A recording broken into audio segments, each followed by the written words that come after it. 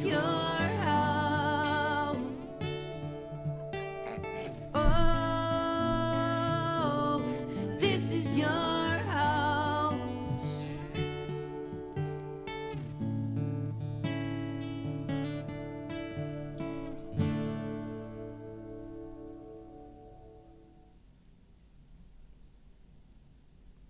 Hello, world.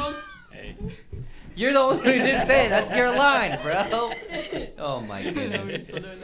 What's up, podcast listeners? Welcome to the House Podcast. I'm your host, Caleb. This is my dog, Chiefy. I just did like a weird arm squeeze of you. We determined earlier that Ethan's rapper name would be McSqueezy. More like McWheezy from Toy Story. Wheezy, the penguin from Toy Story. I thought his name was Wheezy. It is, right? Squeezy, yeah. Oh, yeah. Yeah, I the thought penguin. You said Squeezy. No, I called you McSqueezy. Oh. I don't know why. With Ethan, we nickname him, and then we find reasons for it later.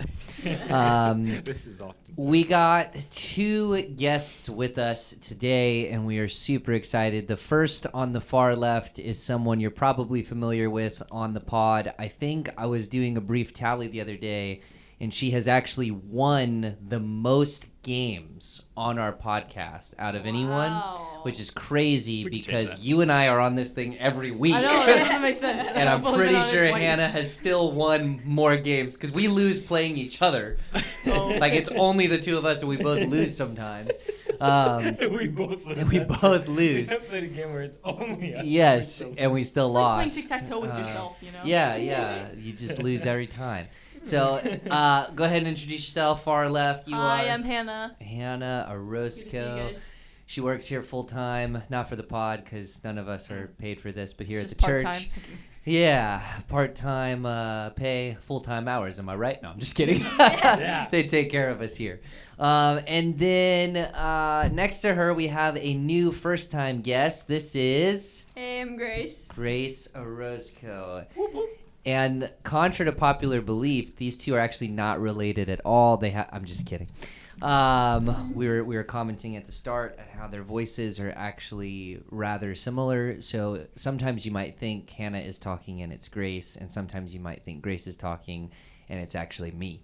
So, Grace, we're gonna kick it off with you. Tell us something about yourself that not many people know.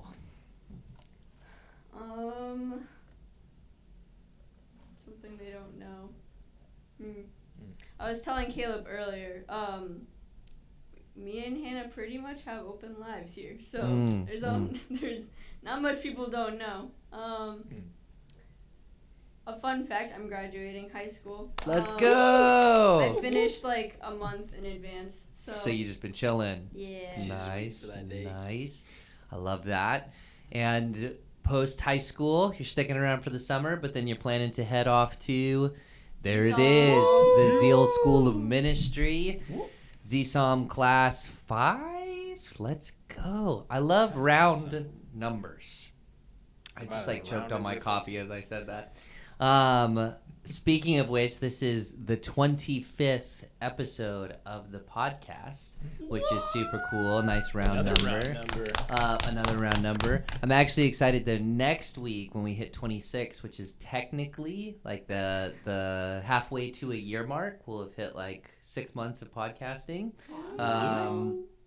We'll have another new special guest. I'm going to save that until at least the end of this episode, gosh, unless I it's tell Barack it Obama. earlier. Barack Obama will not be on the pod, though that would be an interesting episode, to say the least. If he ever wants to, hit me Where is up. my father. Hit me up, Barack. I would rather Barack from the Bible, but where's my father? What are you talking about?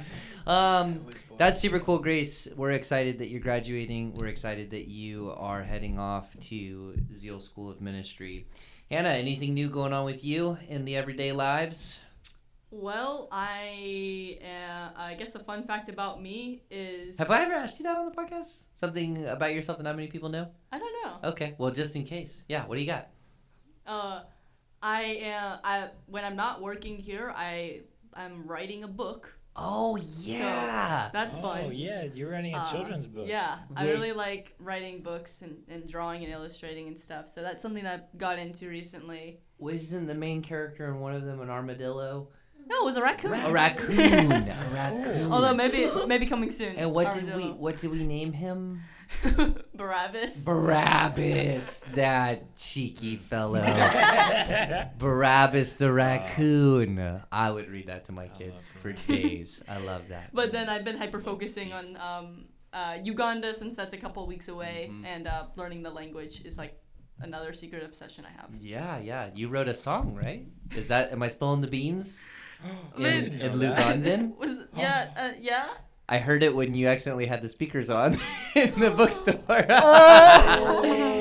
It sounds great. I don't know the language, but it sounds great. It just said, "For That's God so so loved the cool. world, Jesus loves you, Jesus loves me." That's translation. awesome, man. You want to spit a few bars or what? F is for friends who do stuff together. It's for you. Oh, it's a different song. It's not that. It's the same song. Yeah, it's just That's in crazy. Ugandan. Man, well, good fun facts. Love that. Always try to make an effort to get to know each other a little bit more here on the pod. Chiefy, anything new with you? Just plugging away, bro. Doing stuff. I just went to Universal with Angie. We used up our last ticket. We had 3 tickets. Got a Nice. super awesome deal. And just finished up our last day. It was a blast. What was your favorite ride at Universal? Oh my goodness, the Hagrid's motorcycle ride. That thing was crazy, man. Did you It's repent when you got it? I'm just kidding. Dude, it was magical. Oh. It takes you up, it takes you back, it does spins, it does all the things, it does drops. I was like, this is crazy. This episode brought to you by Dramamine. If you're feeling nauseous when you're on a roller coaster, make sure before you hit the park, I'm just kidding. That's awesome, bro. Very nice. Does Angie I never like get roller sick. coasters? She loves roller coasters. I'm actually.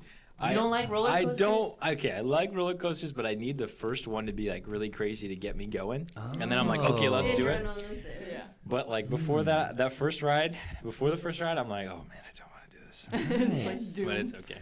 There's a guest I'm really hoping to get on the pod, which is Mark John Orozco. If you're listening, he's the 3 out of 4 siblings actually of built the Disney. other 2 who are here.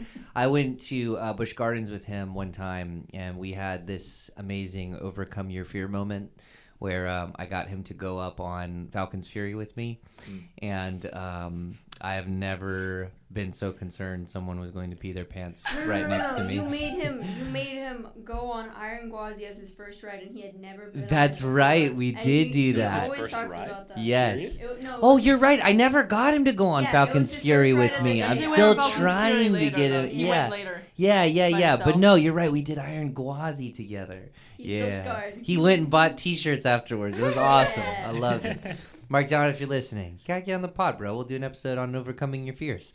All right. With that, what is today's topic? What are we actually talking about on today's episode? Well, I will be transparent in acknowledging that my original idea for the episode today was to have our guest from next week on the podcast today, but some things came up, so we had to tweak our schedule. Instead, Hannah and Grace were conveniently located here in the building, which is how most of my guests on this podcast work.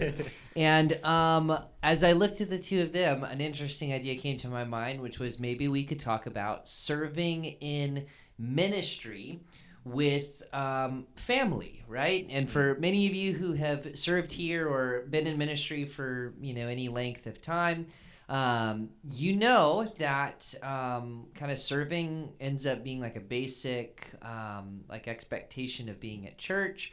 If your family is serving with you, it can be one of the greatest joys in life, but it can also be one of the greatest struggles. And just as an example of that, the first thing that came to my mind, there's a few different places it's documented, but specifically in Luke's gospel, it introduces us to a pair of sisters, right? And they have a brother as well, but Martha and Mary, right? And that's like the case in point example of some of the wonderful moments that are documented is them serving the Lord together. But then there's also this, kind of tense moment where Martha is cooking and cleaning and getting stuff ready, and Mary is just worshiping, savoring her time at the feet of Jesus. And naturally, there's this tension that results. She kind of Martha throws her sister Mary under the bus before Jesus, and Jesus kind of rebukes her on, no, like this is, take the time to give adoration. And so just not that, Mary and Martha are a perfect depiction of Grace and Hannah, but as I thought about it, I was like, man, like, I feel like that would be a fun discussion to have, is kind of to explore the idea of serving in ministry with your family. I serve in ministry here with not only my sister in a similar fashion to what we're describing, but also my wife, my father-in-law, my brother-in-law, both of my brother-in-laws. My dog runs our women's ministry. No, I'm just kidding. My dog, Miss Lucia, she runs it. No, I'm just kidding. My home girl. No, I'm just kidding.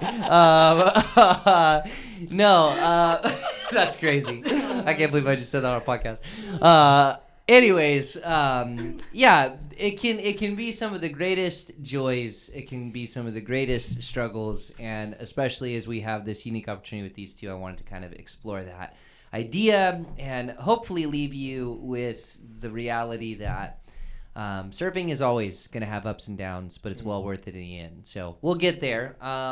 Chiefy, any comments before I start asking these ladies some questions? No, I love it, and I think you painted a good picture. There's challenges and there's blessings in every season, and I think the most unifying factor and the most beautiful part I think that ministry together is that you have the call, that you both have the call, and if you both have the call, then God's going to equip you to do that call. I love right? that. So that's literally like the perfect segue. So let's begin with that, right? You both, Hannah and Grace, have grown up in a family where, as long as you've been alive, your dad's been a pastor, yeah?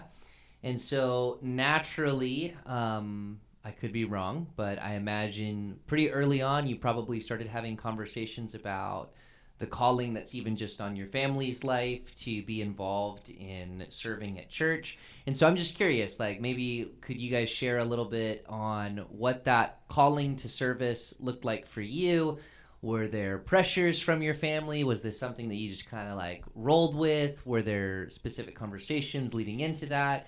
Were there parameters given for how you guys should serve together? And in what ways you're going to serve? Like, open platform. What do you got?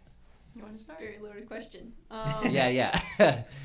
In regards to ministry, I actually remember starting in kids ministry as a kid. Yeah. I remember being you were the conductor of the potty train.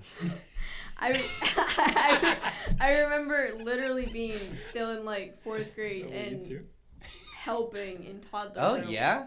Oh, like, wow. being That's like crazy. just 8 years old, and these teachers just accepting me because as a pastor's child, you see yourself going to both services, and sometimes I was just like, I don't want to hear the same kids ministry story like twice. Right. So I'll help in toddler room, and I think I was a help. Nice. Okay. I couldn't change diapers, but Yeah. I was always playing with them. So See, I was also in the toddler class until like 4th grade, but that was just because someone had to change my diaper. And that was me. All right. Anyways, yeah, no, that's awesome.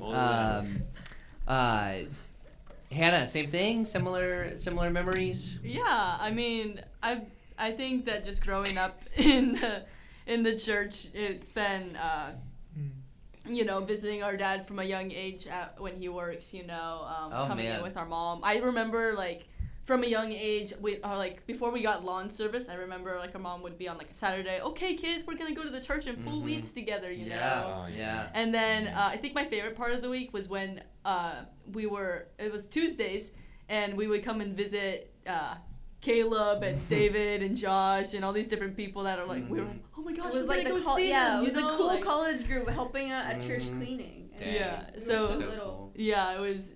I've always had like fond memories of like just growing up and serving in the smaller ways, but it is different now that I'm on staff, which is funny. Coming on staff, I was like, oh, like I've served in the ministry my whole life in different ways. It's not gonna be different. It's a way different, I'd say, being on staff, but yeah, fun memories being with Grace and the fun different things that we did together. And yeah. So yeah, I remember like several earlier memories as well of like showing up here on a Saturday just because I like forgot something or needed to pick something up when I first started working here, and like your whole family is out there, like you said, like picking weeds or wrapping plants if it was like the cold season. If I came up here sometimes to like prep the youth house, like coming in and it's like, oh my goodness, like this whole thing was cleaned already, like what in the world, and finding out later, I remember or just all kinds of memories like that. So definitely like serving in the facility preparation and things like that. Grace talked about helping out in children's ministry. Both of you are pretty involved now in serving in worship here. When did that begin for each of you? I started doing worship in 7th grade. I started to learn how to play the guitar, obviously, because my dad played the guitar. Hannah started learning, and then I was like, why not all do it? Because I started doing homeschool in 6th grade, and my mom was like, you need a pastime hobby thing. Why don't you pick up guitar? I was like, okay, I'll do that. So I started learning to play, and eventually I was like, all right, I wanna use this in the ministry. So I started doing worship and co-leading with Hannah, and we were still both in middle school. She was in 8th grade, about to enter high school, and I was in like sixth grade, about to go into 7th grade, and that's when we started doing worship. That's crazy. That is so cool. Yeah. Do you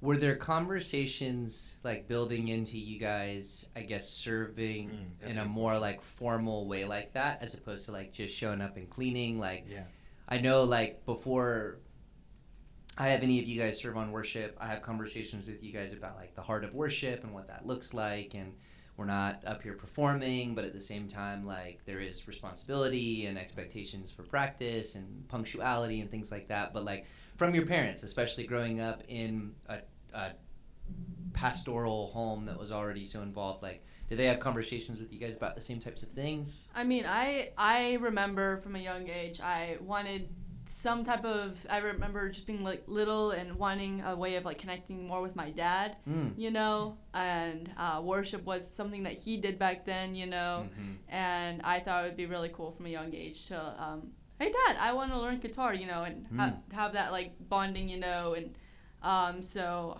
what was I, 12 or something when I got like that small guitar. I was about 12 years old when I started like you know, learning a little bit. Because his synchronized swimming days were over.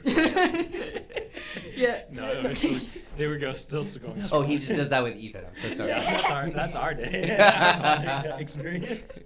In the baptismal. Here. Sorry, I didn't mean to out you like that, bro. It's all good. No, I hear you. Yeah. So so it kind of started there for like you know, bonding more with my dad with guitar, and you know, I wanted to, you know, worship the Lord in that way too. But I think the calling really happened, I think it was like 6th grade.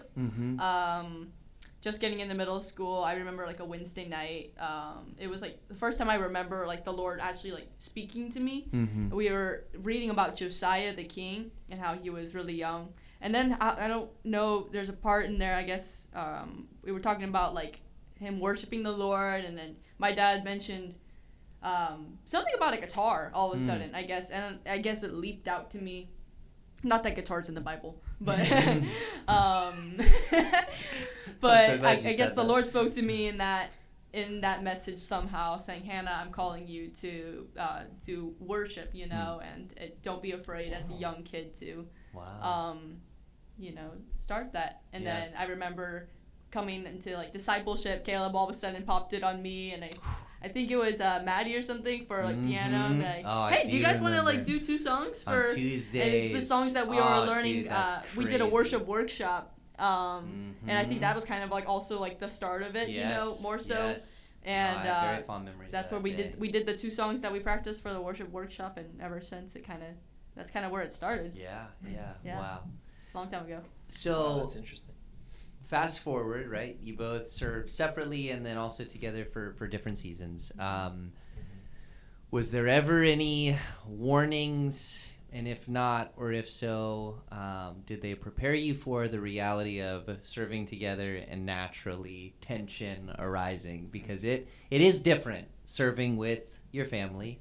And maybe even segue that into like, do you want to share about maybe a moment of conflict or struggle internal to the two of you as you guys started serving more together? I think our dad was very, very straightforward with us about the ministry. Even from a young age, when we both expressed on different seasons of how we want to be involved at a young age. Yeah. I think he was very straightforward about how it's not easy. Yeah. There are different seasons that you go through. Could be that you're flourishing. Could be why why am I here? Where am I going? Like you're uncertain about where you're serving or different things like that. And he was very blunt, like saying like, oh, you're gonna go through trials. Like it even says that in the Bible. Yeah. You're gonna go through trials, but and even more trials. yeah. Mm-hmm. And again, there are different seasons for that. But yeah, segueing into that, for conflicts, when I first started worship, it was actually during COVID, and there was this new family, and if you don't know them, they're the Burleys. They are children's ministry coordinators. They're not and new anymore. They're not new anymore, but No, that's wild. they had a big idea to do a online children's ministry service that we posted on our church YouTube once a week. Check it down below at the link. Okay. I will. Don't do that. Real talk, not to totally interrupt you. Courtney plugged her phone in to the fellowship hall computer during that like late COVID experience and hit a button that gave her phone permission to download everything out of the iTunes that was on the church computer. So occasionally, like when we get in the car, you know how your phone connects to Bluetooth, like to the car? It's like... The church Eminem playlist. I'd say at least once... Yeah, exactly. I'd say at least once a month, though, we get in, it auto-connects, and we just hear, hey, guys! And it's Hannah and Grace coming in with the children's ministry thing, and my kids love it. So normally we will turn it off, but there have been times where I've been like, oh, we'll just let this play out. Let's just see what happens. And it's just like, mono, 2-track, acoustic guitar, vocals. You guys, just the audio files from those recordings that, hey, I think those recordings are dope.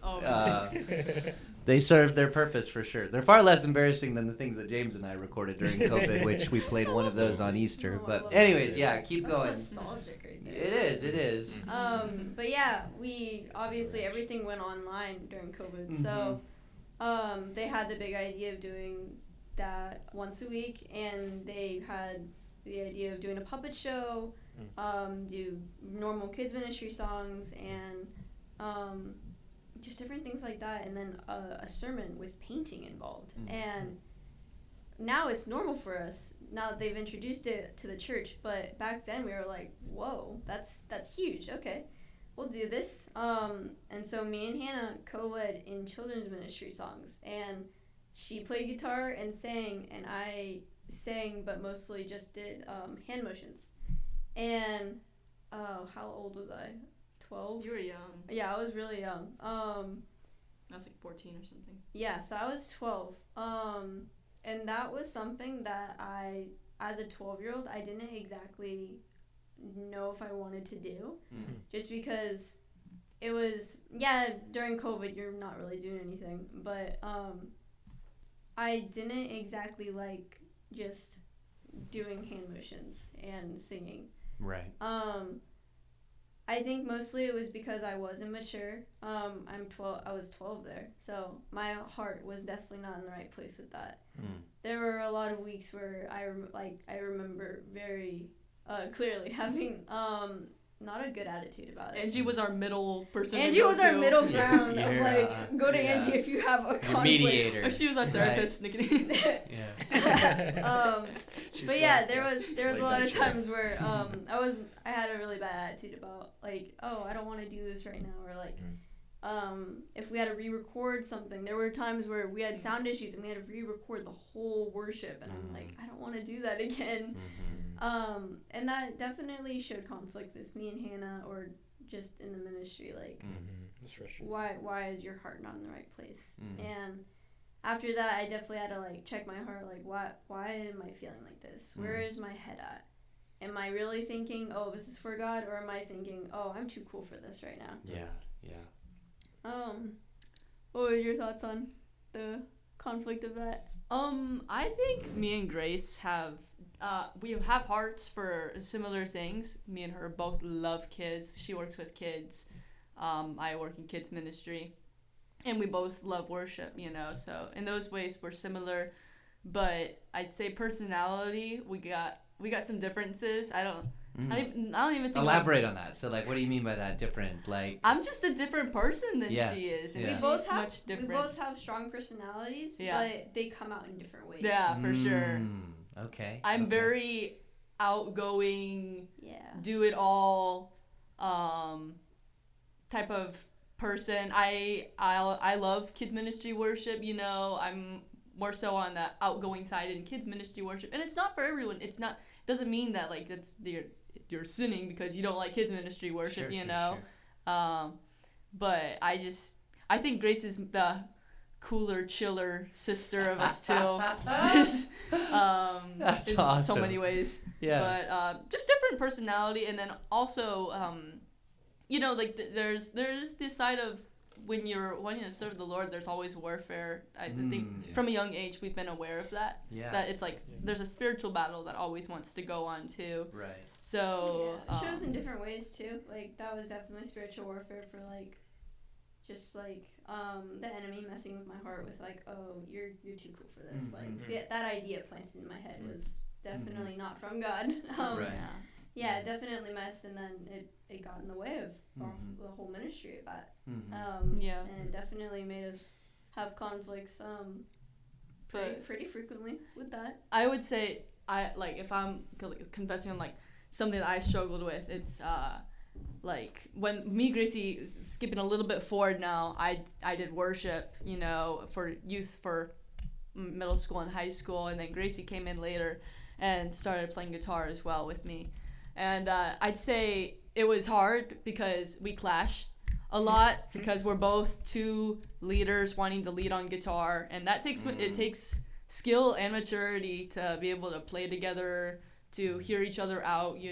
One is trying to direct the band. I'd say I struggled a lot with communicating, what I wanted to do, when I want to drop out, when I want to have just this instrument playing, and I'm still learning that, still learning how to communicate in a band, and Grace is a very precise, when is it going to be here, like as she should be, but I struggled with communicating myself in like what I want, and sometimes it turned into more like frustration, that was taken out wrong, like, oh, if maybe she was a better player or she was, but in reality it's my leading skills that like I was insecure in, leadership, I'd say. And wow. Yeah, the memories of that for me are like going into co-leading with her. I don't know if anyone's mindset is like this, but when I went in, I was like, okay, I know I'm not gonna lead immediately, by myself, but there was definitely a lack of respect in me for my sister. Because we're sisters. Yeah, we're sisters. Like we're less than 2 years apart in age. So there's definitely like, oh, you're not my older sister, you're more just like my age type of thing. But obviously that's not true. She is my older sister. But I definitely remember like going into worship ministry, my dad was always very instructive on how I should lead a band. Yeah. And it was drilled into my head. You gotta say your layout, you gotta call out when to do this and when to do that, when to build up, when to drop out. You have to call it out before and during, and then have another smooth run through without anything, any stops. And that was always drilled into my head. And I remember going into youth and I'm like, okay, I'm going to do this and this is how I'm gonna do it. And then my dad always told me, oh, send out your songs like a couple days before and text everyone, okay, are you good, any questions, stuff like that. And that was drilled into my head, and that's the way I work with it. And like Hannah was saying, she had a growing communication when we started co-leading. So the frustration came when she didn't say a layout. I was like I peppered her with questions. Where are we dropping out? Where are we building up? when am I coming? And it was overwhelming for me. I was like, I don't know. Like Whenever you want. you know. Yeah. And I got frustrated. I was like, why are you like? Sometimes I'm like, why are you leading? Like you're not leading. I'm still wondering that question. Obviously, my mindset is completely different now, but I mean, it all came from like patience. Like I had no patience with her sometimes, where I was like, you got to do this, you got to do that. Why are you not doing this? Like. And I didn't have maturity at that time to like respect my sister for her what she was saying, because she's my little sister in my head, you know. I'm like, she should be obeying me and everything I want to do and no questions asked type of mentality, or don't make me look bad in front of the band type of thing, you know. Wow. But I remember there was a lot of that, I think, with like, I think me and you can both admit that like there was both pride on both sides with like that type of stuff, where like we're both stubborn in a way. we're both hard-headed.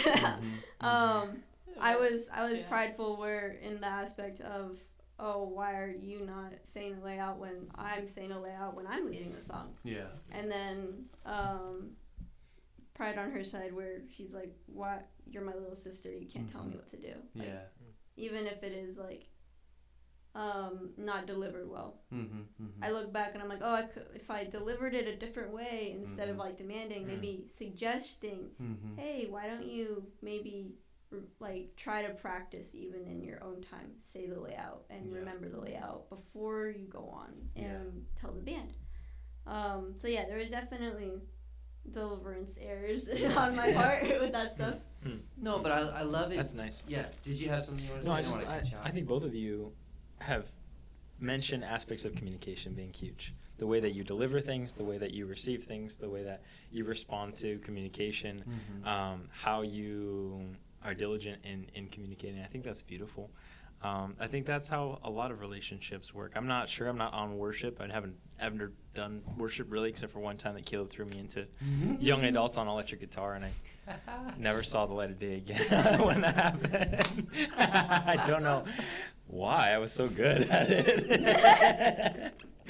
But I could see that being huge. I have a question real quick. Yeah. So you talked about communication being a huge aspect. What are some other practical tips that you had for things that you learned about each other, maybe things that you learned about leading a group that then, I don't know, you grew in after that season of maturity?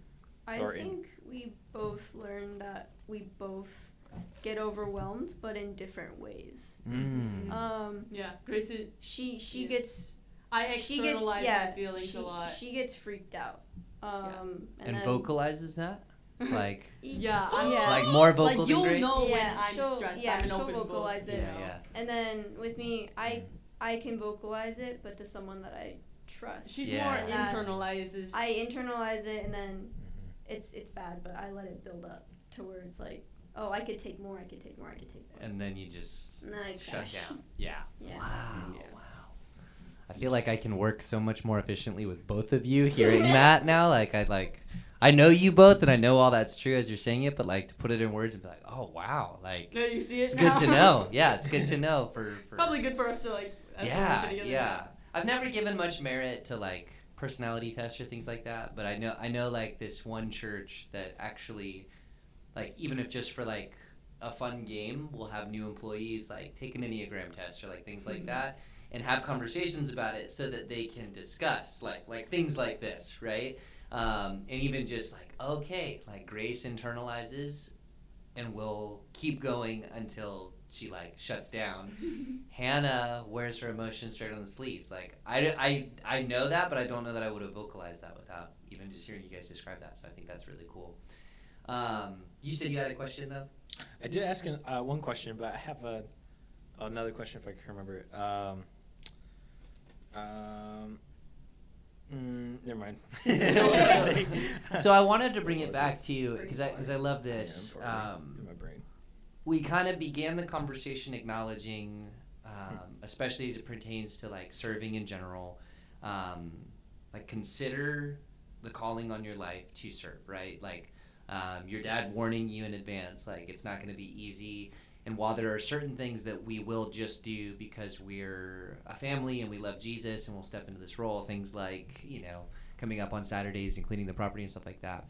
On the flip side, like something like worship, where it's a little bit more of a public ministry, it's not quite so behind the scenes. You are doing something that to some extent requires you to lead by example and even have your heart. I think your heart always has to be in the right place with serving, but like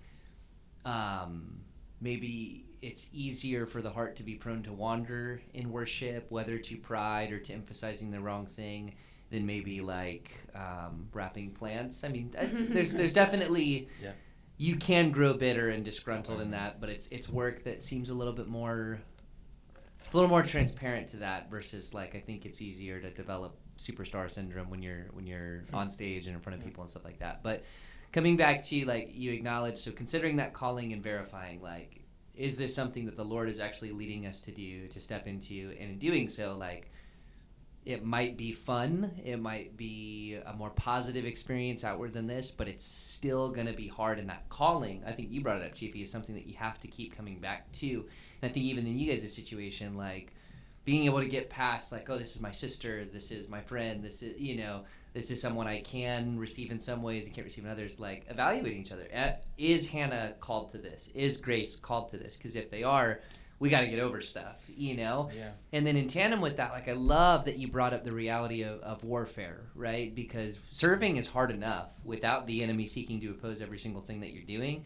And yet that is a reality of what we do. And I'm with you, like, because I just think of some of the most tense times, whether between me and my wife or me and my sister or me and my dad or things like that. My dad and I did like extensive building projects here at the church when I was in middle school. Pastor Mark jokes like that was my internship before my internship because just being up here all hours of the day, helping my dad like lay tile, and that's why I got a hernia by the time I was 21 years old. I was laying tile flooring here. Should have gotten workman's comp for that. I'm just kidding. You get hurt. But similarly, like moments of conflict and tension and things like that. Heals. That what did you say? The Lord heals. The Lord heals. Amen. That's your work. Yeah. No, but like those tense moments, like the service was one piece. People just being people is another piece, and then you throw like the opposition of the enemy in there. Like it's almost like being set up for failure. But this is what I love is, and I've heard many pastors say this, like you'll know who's a servant based off of how they respond when you treat them like one. And that's where like it doesn't matter if you're scrubbing the toilet or if you're literally like on stage in front of 500 people on a given weekend. Like reality is you're a servant based off of how you know when you're treated like one. And so if someone tells you, we're going to do it this way, this is how it's got to go, someone who's in authority over you, or someone critiques you or rebukes you or tensions get high, like the reality is, guess what? We signed up to serve, and that's what we've got to do. And that in itself should be an undertone that is quick to resolve conflict, to attack the problem, not the person, right? Like things like that I think are really, really important for serving. So we've heard, I think, enough on the conflict to give a real picture of like what serving, and serving especially with family, is like. Tell me about a greater joy, a positive reward, takeaway experience that has come from serving, because surely it's not all bad. Stage diving. Oh yeah, tell them about that time Top you did 10. that, Grace. No, I'm just kidding. I think me and Hannah both agreed a full circle moment together in ministry was I think about a month and a half ago. We led main service together on a Wednesday night, and it was the first time we had co-led since high school, middle school. Come Because on. I was That's gone wild. for 2 years in California, and I had a lot of growing that I did in between all of that. So And then with her gone, I Gracie grew grew a too, lot. and Yeah, for sure. yeah, the maturity level was definitely different from the last time we had co-led together. So And I'm sure the respect too. yeah, like, for sure. Yeah, we're Hannah both went off adults and was now, trained, and yeah. we see things differently. Right, you know. right. I love that. Seeing Hannah flourish in the ministry, I gained a lot of respect for her. Even with her gone, my I think when siblings go away and come back, your love for them grows. Yes. Whether it's for my brother or for both my sisters, your love for them grows. Or you're like, oh great, you're back. It was so peaceful. No, I think That's how Chiefy felt when I got back from training. This summer. oh man, another 4-hour conversation. Here we go. I'm just kidding, Papa. Notice he still hasn't I denied. love your denied that long that's how it is. conversation. both are. If it can be said in 5 words, I might as well say it in 20. That's all I gotta say to that. You know what Angie said the other day? What? She was talking about ring finger, and she actually said ringer. Ring She's like, ring finger? What yeah, is she was that? trying to say ring finger. Why is she got one ring to rule them all? What's she talking about? And she combined it. She's like, why do you need 2 words when you can only say one? There when you- when you don't I need to like say that. one. Anyways, Grace, you were saying. Yeah, So sorry. good moment that you both Distracted. agree on. Our patience level had grown definitely. As I said, respect for each other. So when it came to the practice time, it was very, very smooth. I think. Did you guys walk into that like walking on eggshells? Like, oh man, this is about to be like so intense. We or were like, curious. Yeah, we Yeah. were curious. It's been a while. Yeah, Yeah, I never had really talked to her about it before. I don't remember. Wow. I just knew, like, in my head, how is this going to go? Like, there was fear, there was of the unknown. I was like, Yeah. what? How is this gonna work? Mm-hmm. We were with who else were we with? Was it piano? I think you were there. You were on cajon, I think. Mm-hmm. Mm-hmm. So we had other band members, so that was another thing. It wasn't just me and Hannah. And the practice comes around. I'm like, okay, I give it to God. Let's see how this goes. And it was very smooth. Nice. Any conflict that we had with like, oh, It was how a click. yeah, that how we were would wondering, yeah. Should we do it? Should we not? Should we do it? Should we not? We both decided collectively, and it was very peaceful, and everything felt right about it. It clicked. It clicked. Oh, like your jaw. Like my jaw just did. ASMR. Okay. Anyways. Yeah. When we practiced on our own time too together, we had a moment where the Spirit of God came upon us, and we were just like, we should do this song. Oh yeah. And it was for a circumstance that was happening with a family in the church, and we were like, wow, we should do that song. Yeah, it was powerful. And we both felt it, and we were like, all right, let's try to play through it. And it was a song that I like usually would never Yeah, do. It was it's out of Otherwise yeah, my it's comfort not zone. yeah, it's not exactly a song that's played in worship as much. Yeah. Just for different circumstances, in our opinion. Don't stop believing. Yep. I should be on worship. Sorry, go ahead. Oh, my sunshine, my Yeah. Oh, That it's was Corey Asbury. when you guys sang that in full harmony. It really ministered to my heart. I'll just have you know. I'm just kidding. I'm just kidding.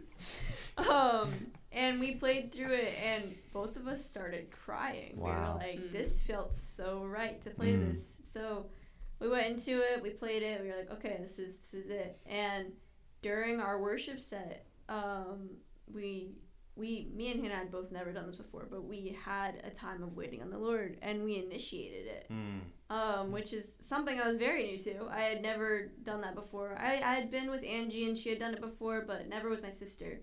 And it was her initiating it too, and we didn't even really discuss like, hey, if this happens, like, you know, you pick, or, you know, stuff like that. And it just came over us. We were like, all right, we're gonna have a time of waiting on the Lord and prayer. And there were people prayed for. We, like, I don't know about you, I saw crying, like, people were touched, and people needed it. It was a powerful night. It was a very powerful night, powerful moment. And I went off of the stage after, and I was like, wow, that was powerful. And it was just a real testimony, like, God can turn your fears and turn them into something like just unlocks his plans. Yeah. Wow. Oh, this is what you're up to, like that type of thing. Oh, Yeah, this is yeah, what you were playing the whole time. Or why did I even doubt you? And it was a full circle moment for both of us.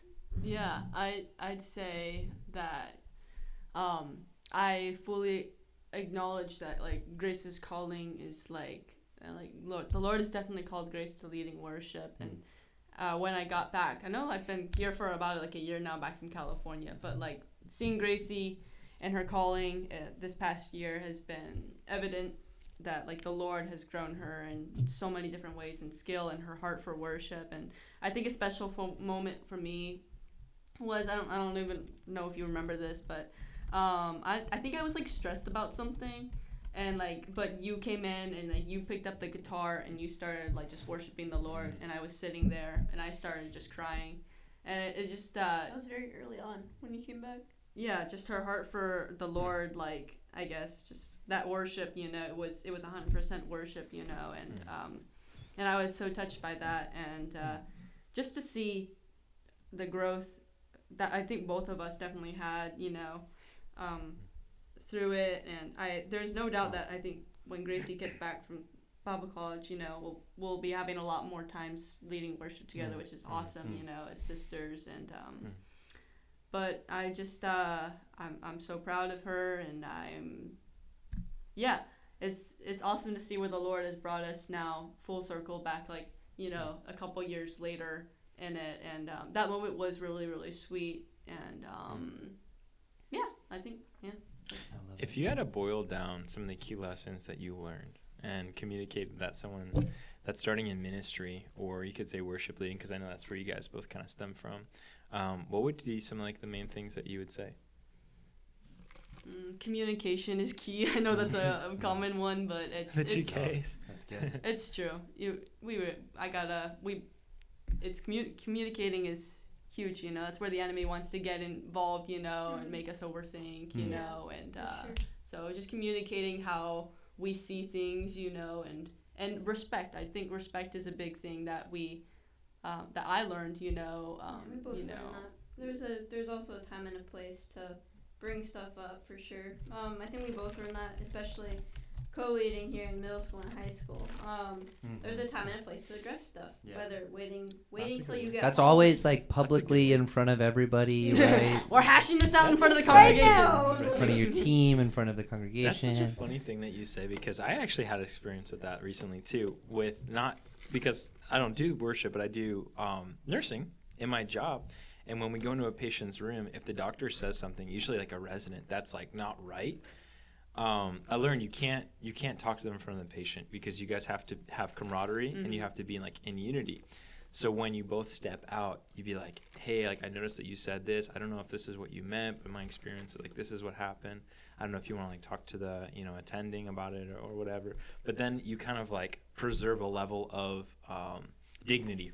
Yeah. For the doctor too, and then the patient also feels comfortable. And I think similarly with ministry, you know what I mean? Like it's polite, but also then you guys have like that unity too. It's like, oh man, thank you for telling me. Like I just didn't think about it, and you're able to work. Yeah, I mean, no one wants to be called out in front of like a whole group of people, you know. And like love covers a multitude of things, you know. So like I mean, biblically. There is. Like, I'm so glad Caleb doesn't like call me out all the time. Hannah, that's the wrong key. It's flat. It's awful. I'm sure, you know. It's. At a minimum, there's a biblical precedent for if you see an elder, right, in sin or doing something that they shouldn't do, pull them aside and have that rebuke privately, to show that reverence or respect. But I think even beyond just like age, that can be an acknowledgement to like experience level. So you with a doctor as a nurse, or Grace as the younger sibling, or it doesn't matter how long I've been here, how much experience, everybody I feel like should outrank me, because if you know me, you know. And similarly, like just erring on that side of caution, like Hannah said, like just human nature. Nobody likes to be rebuked, period. And you can probably have a more fruitful conversation if it's private, at least to start, until it can't be. I don't know how many times I've told you to stop eating Cheez-Its during worship, Hannah. Crunch, crunch. Oh, pray. Chiefy, stop giving me away like that, bro. See, I could address it privately until it landed on someone, in the middle of a worship set. And then we just had to, the gloves came off, man. That's all I'm saying. So real quick, just in summary, and then we could transition to the game. So consider the calling to serve, right? You know who is a servant based off of how they respond when they're treated like one.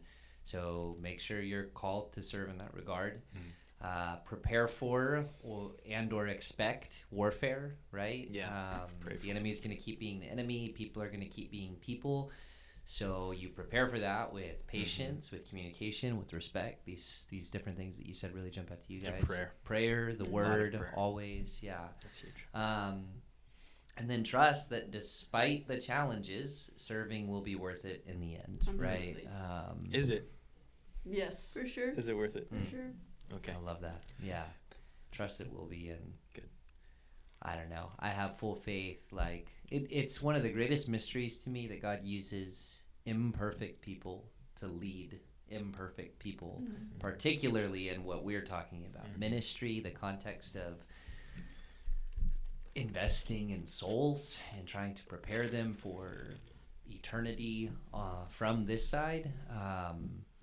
And yet it's how God saw fit to do it. So maybe we just got to get over wondering if it was the best way to do it, and instead embrace this is how he saw fit to do it. And if he saw fit to do it this way, it's absolutely attainable through his strength this side of eternity. So with much humility.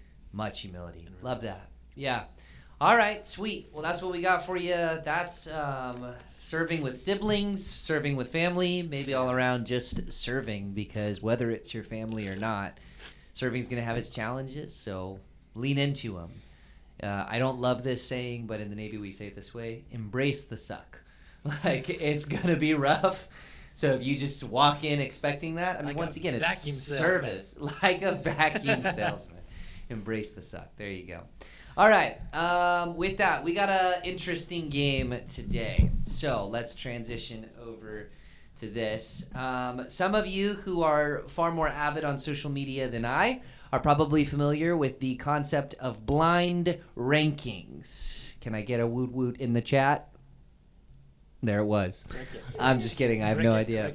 Blind ranking, if you're not familiar, as best as I can say it, here's what's about to happen. I'm going to read a category of sorts, and then give you one at a time 5 different things to categorize, right? Most of these are people, and then you will have to numerically rank them in a list without knowing the whole list and or what is coming next. So the example I was giving earlier, like, see, Ethan, you've probably seen this on like TikTok or YouTube or things like that. Best flavor of ice cream, right? And I might start with vanilla, right? Something very plain and simple. If you like vanilla, 0. right? Some people might be 1, some people might be vanilla. Just drink 5. a glass of milk. But remember, you don't know what the other 4 are.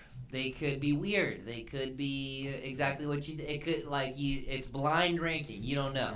So something like vanilla, if I were doing this, I'd probably put it somewhere in the middle, because there might be something glorious like coconut to come. Ew. Come on. Or there could be something horrifying like Black licorice. Black licorice ice cream. That is terrible. You never know. So you might be like, oh, vanilla's 1. Like I was doing this with Angie. I was like, pistachio. That's Angie's favorite. And she's like, 1. And I was like, chocolate. And she's like, 1. Yeah. And it's like, no. Like that. Okay, fine. It's number 2. It's right up there. And then I was like, Rocky Road. And she's like, oh. Like, 1. Right. It's like, no, you gotta fill in the gaps with what you have remaining. So this is Blind Rankings, Bible Edition. And you'll see I've given a category, and it's something biblical. Most of these, once again, Bible characters that you have to blind rank without knowing who's coming next. So it's not really competitive, because I don't really have any kind of point system. It's just for us to laugh and see if we agree with you. JP, you want to kick it off? Let's rock and roll. All right. I'm going to start with you. Most nefarious. Okay, so I'm going to give you different characters. Number 1 would be the most nefarious. Number 5 would be like the least nefarious. Well, we don't know who comes next. Correct. So you've got to blind rank them based on their nefariosity. Okay. I don't know if that's a real word, but I'm running with it. Your farts. Top 10. Look, there's only 5, so I'll take it. All right. Most nefarious. You ready? Yes. Ananias. Too bad. You said 1 was the top, right? 1's the most, Highest. 5 is the least. Yeah. I'll go 4. Okay. Yeah. I think I get pretty bad. That. Nefarious. Well, it's pretty bad. Naaman. Oh. I'm correct in that Naaman's like the king who had leprosy. Oh, I was thinking of David's. That's Nathan. Nathan's prophet advisor. No. Oh, who are you talking about? David's last wife. Oh, that's Nabal. Oh, Nabal. Oh, okay. Yeah, Naaman, if I'm Yeah, not Naaman's mistaken, like is the king. I think Yeah, so, yeah. came The guy to that got leprosy. Eli. Yeah. Oh. Right. He was, if I'm not mistaken, not a great king. He was like a pagan king, but he came. Okay. I believe it was his assistant in the narrative who came back trying to get the money later, but Naaman was more prideful. So just remember that, I like think so. that the servant got cursed with the leprosy because he came back asking. So Naaman washed. Naaman washed, got cleansed of the leprosy, but he was kind of prideful, arrogant. He kind of read off. Was it Elijah or Elisha? I can't remember it. I think it was Elijah. Either way, but then remember his assistant. I would argue is the more nefarious one who came back later and said, "Give me the monies." Remember? So just don't. Yeah, just keeping the facts So straight. it's the So servant Naaman. It's or- Naaman himself. Naaman? We can make it the Not too servant bad. if I'll you say want. 5. He's You not say too bad. he's not too bad. He's Not the too fifth. bad. Okay, I like it. So you got 3 and 5. Nebuchadnezzar. He was obstinate. 4. Really? You think he's less worse than Ananias? He turned out to be okay. Maybe in the end. the He did end. some pretty egregious things before that, though. Okay, I like it. Did, You already locked him in. So, Meh. because this is blind. What did I say was 3? So you've got Ananias is 3, Nebuchadnezzar is 4, Oh, that's a good Naaman point. is 5, Okay. and then next up, Judas. It's got to be 1 or 2. I'm gonna go with 1. Okay, nice. I think. And the last one, Lot. He'd have to be number 2 because that's all Yeah. that's left. So Oh. you got Nah, Judas, that was Super not simple. great. Lot, and then Ananias, Nebuchadnezzar, and then Naaman. It's pretty good for a Nah, blind that's pretty ranking. bad. I I feel would definitely bring Nebuchadnezzar Nebuchadnezzar- up on the list. You know, you're He'd right. be between 1 and 2 for me. That's Yeah, crazy, he though. was a pretty bad Lot's an I like his interesting. bird better. Lot did Last. some pretty bad stuff, though, too. Oh yeah, I didn't like what Did he some did. pretty bad stuff. So two Family. might be reasonably fitting. Dang. I'd put Neb higher. You put Neb. Yeah. Neb be Neb top of the line. Nebby man. Yeah. Nebs. He did reap what he sowed. So I hear where you're coming from on that. All right, very nice. Grace, you're up. Most powerful. Okay, so the most powerful being number 1, the least powerful being number 5. Being.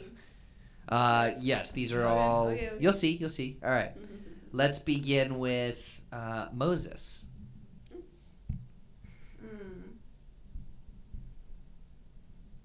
And obviously we know all of the strength lies in the Lord, Obvious. but we'll just base it off of like let's Um, behave as though they have the ability to do the things that they I- did miraculously. I'd say 2. Okay, Just Moses because- 2. Gosh, That's- he led so many people. Uh-huh. Paul. Ah, that's messed up. She's gonna say 1, and then Jesus is gonna come in. That's and what. put That's a 5. exactly what I'm thinking. Once I Never say know. 1, Never Jesus know is who gonna might come be in. on the list. Gotta See. give room for You wanna 3. either over or 3, but I would. All right. If I had to switch it, I'd switch them. So you said Moses is 2, Paul's 3. Paul is 3. I don't agree with that. Okay. Elijah. Oh. Fire from heaven. Yeah. Miracles. Elijah or Elisha? Elijah. Okay, half the spirit of Elisha. So if you throw that in there, just keep in mind you're really in trouble. That's so funny. Wasn't it Elijah who called the bears out to all those That was children? Elisha, That was Shah. if I'm not Okay. mistaken. Baldy with the bears. that to Russ the other day. Dude, no, you're about to get bears called on you by Russ. That's Yeah, crazy. Russ is about to jump on me like bears. Yeah, you don't even need to call him. He be the is bear. The bears like brave all over again. All right, what do you got? 4. So Moses is 2, Paul is 3, Elijah's 4. All right, David. I was gonna put Elijah at 5. Oh, okay. 5. David's 5. If Okay. you don't say Jesus, I'm gonna get so sad. Samson. If we're talking practically 1. Well, yeah, there you go. So Samson, you're blind, right? I think that's pretty solid. Samson's 1, like relative power, Okay. right? Samson being Okay. 1, Moses 2, Elijah 3, Paul 4, David 5. I think that's reasonable. Close. No, Paul I is think- 3. Paul is 3. Paul is Post 3. yeah. Yeah, I would yeah. just switch. I think 2 and who'd you say? I would switch Paul and Moses. Elisha. Elijah. Or Elijah. I would switch Elijah with not Samson. No, it was 2. 2 was Uh, Moses. With no. Dude, that's hard. That's Oh, hard. Nice gross. job. I like it. I like it. Be sure to comment below who you think the most powerful is. And if you don't write Jesus, I'll block you on YouTube. Send the comments up. All right, Hannah, you get a fun one. All right. Actually, I'll let you pick because we'll probably just do this final round and then we'll call it a day. Would you prefer to do most sketchy or most athletic? Sketchy. Sketchy. I like the sketch too. Here we go. We'll save athletic for another time. All right, most sketchy. Here we go. Kicking it off. Mary Magdalene. Ghetto. We're talking about her BC days. Yeah, I was gonna say. Yeah. Don't forget, she was at one point possessed by 7 demons. So She's sketchy. Ooh, chica. She was a sketchy woman. Watch The I won't want Chosen. me here in the back alley. The Chosen. Mhm. Make her real sketchy. I'll rank her 5. okay, wow. Haman. That's the Oh, antagonist he was a in the sneaky, book of sneaky Esther. guy. Mm-hmm. She was Sneaky, sly. sneak. Sneaky. You will bow to me. For the people who haven't seen Esther, they're Yeah. so lost. Yeah. One day, Ethan will perform I'm gonna my say entire Esther musical as a solo act yes. on the pod. Anyways, Haman, yeah. So if you 3 started, because Mary's it- 5. Probably 3 because Haman's like 3. a lot of his plans just turned on him. All right, I like it. Didn't work out. He got banished to that tickle creature in VeggieTales. Yep. Tickle Land. Tickle Land. That's torturous. feather. That's worse than. Dude. That's worse than being on a spit. Okay. Being tickled forever in eternity? Yeah. Like, I feel like Hang eventually me. it'll just wear off, right? Oh, dude, that's just crazy. become numb. All right, Simon the Sorcerer. Ooh.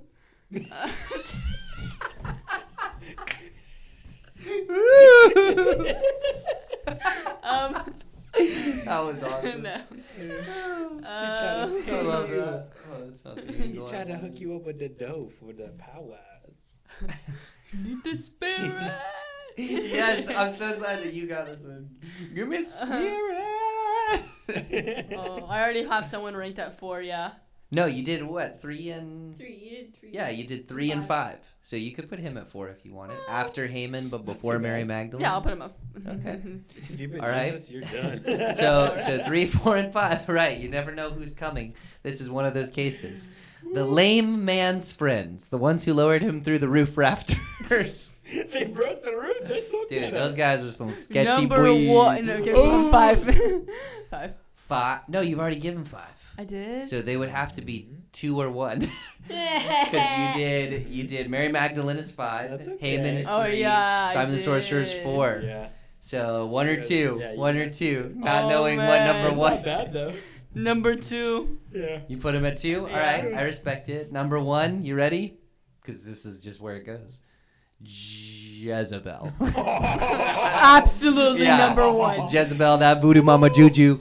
She goes straight in that slot number 1. I don't care who you are. You rank Jesus as number 1. Let's get scared. You lose the Bema seat. Just saying. All your You rewards lost are the whole gone. seat. No rewards, the All whole rewards seat. You don't are even gone. get to go. The whole You seat. don't even- You get to sit in the pew. Yeah, you sitting in the Watch. pew. That's crazy. Nosebleeds.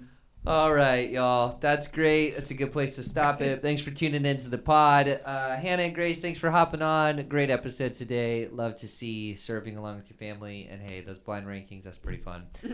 Don't forget, if you want to send suggestions or ideas or questions, you can send it to ccbyoutthehouse@gmail.com. We know it's a mouthful, but it's literally just ccbyoutthehouse@gmail.com. Send them in. And otherwise, we'll see you next week for a really special episode. We're excited. Peace. Ba-da-ba.